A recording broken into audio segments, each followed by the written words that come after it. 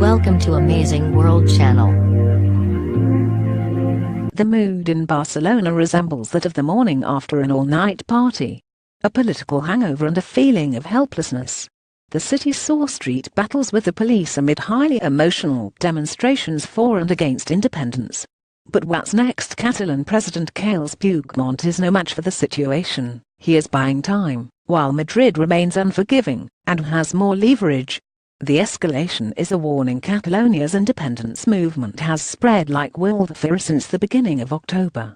And the regional government in Barcelona fanned the flames, using demagoguery to fuel emotions.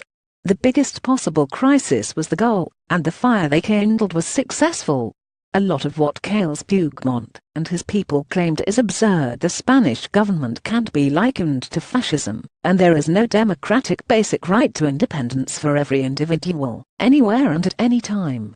DW's Barbara Wessel, but Europe's other governments should take a good look at how the situation in Catalonia got out of hand, and learn a lesson. Ignoring populist movements is not helpful, and neither is letting their demands crash into a wall.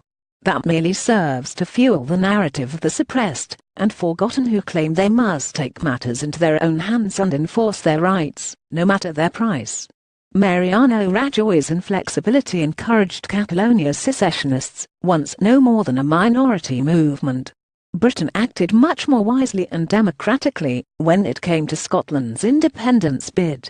Which role for Europe? It is hard to say where they got their childlike faith, but the supporters of independence in Catalonia were convinced Europe would somehow come to their rescue. What an astonishing miscalculation, as the EU is built on the rule of law in the strict sense of rules. The EU's contracting parties are existing national states.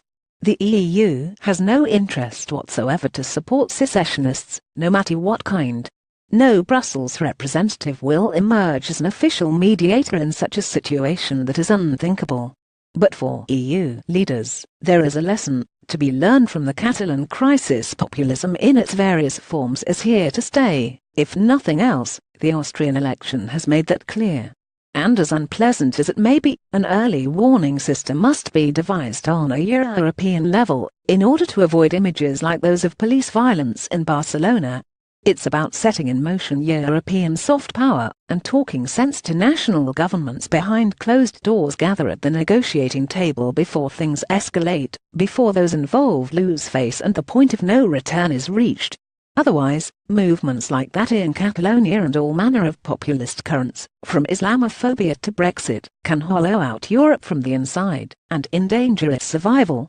It's important to man the ramparts before the populists have climbed them, and if possible, to slowly and patiently push them toward negotiated solutions.